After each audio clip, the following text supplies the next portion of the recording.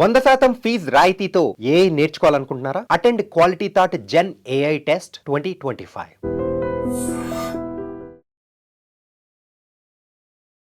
Hi hello నమస్తే, welcome back to iDream Media. ఈరోజు మనతో ఉన్నారు సర్టిఫైడ్ ఫైనాన్షియల్ ప్లానర్ అయిన రామచంద్రమూర్తి గారు. బడ్జెట్ ఏ విధంగా ఉండబోతుంది అండ్ అలాగే ఈ బడ్జెట్కి సంబంధించి ఎటువంటి కంపెనీస్కి ఎక్కువ వాళ్ళు ఇంపాక్ట్ ఇస్తారు, ఎక్కువ ఫోకస్ చేస్తారు అనేది కూడా తెలుసుకుందాం కేంద్రం. Hi sir. హాయ్ అండి. సార్, ఇది మోడీ అనౌన్స్ చేస్తున్న 3.0లో సెకండ్ బడ్జెట్ అని చెప్పొచ్చు, సెకండ్ ఫుల్ టైం బడ్జెట్ అని చెప్పొచ్చు. ముఖ్యంగా సీతారామన్ గారు ఎటువంటి ట్యాక్సేషన్ తీసుకురావచ్చే ఛాన్సెస్ ఉన్నాయంటారు, ఎటువంటి సెక్టార్స్కి ఎక్కువ ఫోకస్ చేసే ఛాన్సెస్ ఉన్నాయంటారు, కాస్త చెప్తారు? యాక్చువల్గా అండి, ఈసారి ఎక్స్పెక్ట్ చేసేది ఏంటంటే లాస్ట్ 10 years బడ్జెట్లో ఇప్పుడు మోడీ 3.0 గవర్నమెంట్ కాబట్టి వీళ్ళ ఫోకస్ అంతా కూడా ఇంకా అన్ఫినిష్డ్ ఏవైతే ఉన్నాయో అవన్నీ కూడా ఫినిష్ చేసే యాక్టివిటీస్లో ఈ నెక్స్ట్ 3 years ఉండొచ్చు. ఇప్పుడు ఏంటంటే నేను అనుకోవటం, ఈ యొక్క జనరంజకమైన బడ్జెట్ కాకుండా complete focus growth oriented budget అయితే ఇచ్చే అవకాశాలు ఉన్నాయి. ఎందుకంటే ఇప్పుడే స్టార్ట్ అయింది విపరీతంగా. మొన్న లాస్ట్ 2 years నుంచి కూడా మనం ఈ యొక్క యుద్ధాల వల్ల చాలా ఎఫెక్ట్ అయిపోయింది గ్రోత్. అలాగే ఎగుమతులు, ఎక్స్పోర్ట్స్ అన్నీ కూడా మనకి బాగా డ్యామేజ్ అయింది. అలాగే జీడిపి 7 points కన్నా ఫస్ట్ టైం తగ్గింది.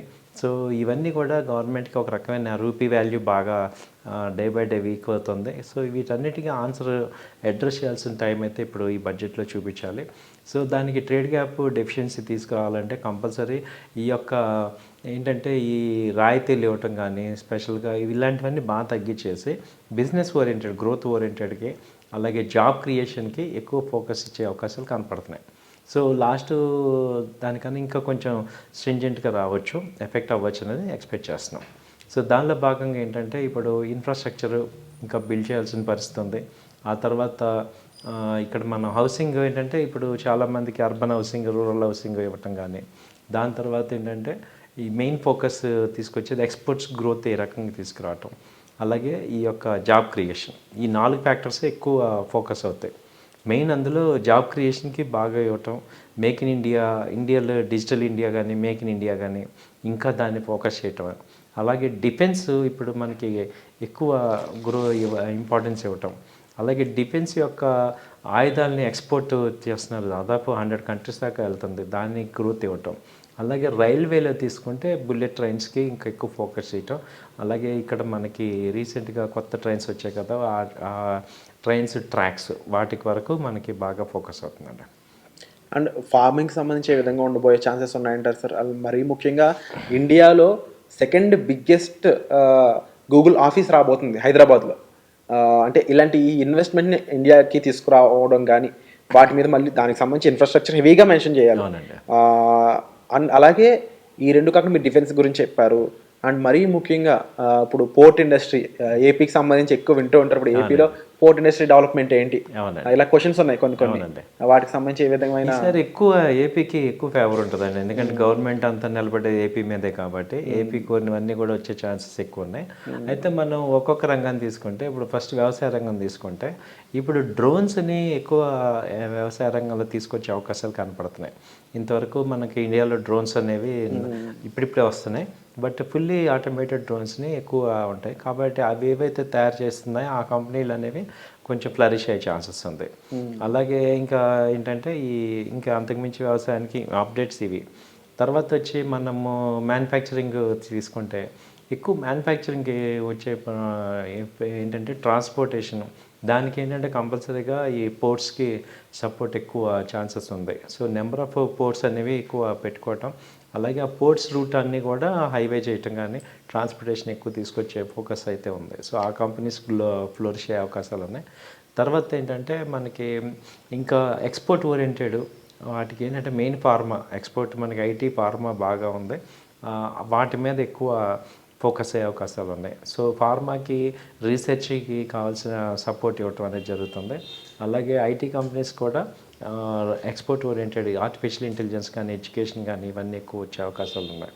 దాని తర్వాత ఏంటంటే హెల్త్ కేర్లో ఏంటంటే ఈ గవర్నమెంట్ న్యూ ఎక్విప్మెంట్ తీసుకురావటం కానీ, ఇప్పుడు ఈ యొక్క మెయిన్ ఈ లివర్ ట్రీట్మెంట్కి కావాల్సిన వాళ్ళకి డయాలసిస్ ఎక్కువ నెంబర్ ఆఫ్ సెంటర్స్ లాస్ట్ బడ్జెట్లో కూడా బాగా ఫోకస్ చేశారు. సో అది కూడా ఎక్కువ వచ్చే ఛాన్సెస్ ఉన్నాయి. సో హాస్పిటల్ ఎక్విప్మెంట్ ఏవైతే ఉంటాయో ఆ కంపెనీస్ కొంచెం ఛాన్సెస్ గ్రోత్ ఉంది. అండ్ బడ్జెట్ అనగానే ట్యాక్సేషన్ గురించి ఎక్కువ భయపడుతూ ఉంటారు. న్యూ రెజ్యూమ్ అండ్ ముఖ్యంగా ఈ ట్యాక్సేషన్ ఏ విధంగా ఉంటుంది, అన్నెసరీ ట్యాక్సేషన్ ఏమైనా ఉంటుందా? కొంతమంది అయితే ఇంటి ఓనర్స్ ఎవరైతే రెంట్కి మనం ఉంటున్న చాలామంది ఉంటారో వాళ్ళ ఆ ఓనర్స్ సైతం అగ్రిమెంట్ ఓరియంటెడ్గా నడపాల్సి ఉంటుంది. ఇయర్లీ ట్యాక్సేషన్ అనేది కంపల్సరీ, అన్ని కొత్త రూల్స్ వినిపిస్తూ ఉన్నాయి. సో పాప్కార్న్ లాంటివి, అంటే పాప్కార్న్లో ఒక డిఫరెంట్ స్టైల్ మీద కూడా ఏదైతే క్యారమెల్ పాప్కార్న్ దాని 18% GST అని చాలా కొత్త కొత్త రూల్స్ అయితే వస్తూ ఉన్నాయి. వాటి మీద ఏమంటారు? వాటి మీద ఏంటంటే సార్, మనం మిడిల్ క్లాస్కి లోయర్ మిడిల్ క్లాస్ పెద్ద ఫీల్ అవసరం లేదు.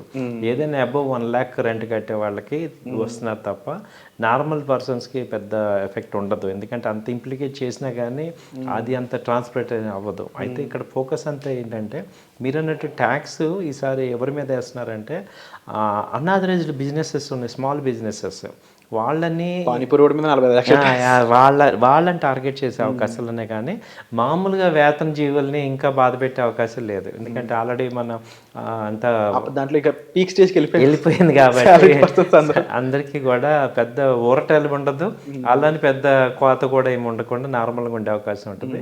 ఈసారి బాగా టార్గెట్ చేసేది ఇలా సెల్ఫ్ ఎంప్లాయిడ్ బిజినెసెస్ ఎవరైతే ఉన్నారో వాళ్ళని ఈ మధ్య ఏంటంటే ఈ యొక్క PhonePe, Google pay digital transaction అయిపోయాయి కాబట్టి వాడికి అక్కడ ఆథరైజ్డ్ ట్రాన్సాక్షన్స్ కనపడుతున్నాయి కాబట్టి అవన్నీ కూడా ఇన్కమ్ కింద కన్సిడర్ చేసి వాళ్ళని టార్గెట్ చేసి, అంటే వాళ్ళతో కట్టించే అవకాశాలు ఎక్కువ ఫోకస్ అవుతున్నాయి.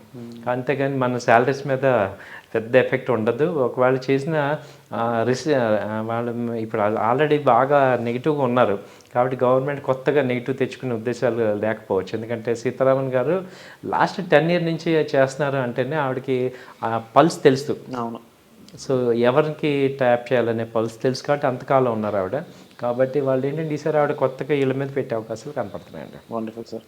సో ఇదండి బడ్జెట్కి సంబంధించి లేటెస్ట్ అప్డేట్స్ అయితే. అండ్ స్టిల్ మీకు ముఖ్యంగా ఫైనాన్షియల్ ప్లానింగ్కి సంబంధించి గైడెన్స్ కావాలి, హెల్ప్ కావాలి, ఫైనాన్షియల్ ప్లానింగ్లో ఎలా ముందుకు వెళ్ళాలి, ట్రేడింగ్ అయి ఉండొచ్చు అండ్ ఈక్విటీ మార్కెట్కి సంబంధించిన ఇన్ఫర్మేషన్ అయి ఉండొచ్చు, వీటిపై గైడెన్స్ కోసం మీరు డిస్ప్లే అవుతున్న నెంబర్స్ కాల్ చేసి సార్ని కన్సల్ట్ చేయొచ్చు. మరీ ముఖ్యంగా ఇక ఈక్విటీకి సంబంధించి చాలామందికి డౌట్స్ ఉన్నాయి అంటున్నారు. తప్పకుండా కామెంట్ సెక్షన్లో వాటిని మెన్షన్ చేసినట్లయితే దానికి సంబంధించిన ఎపిసోడ్స్ మీ ముందుకు తీసుకురావడం జరుగుతుంది.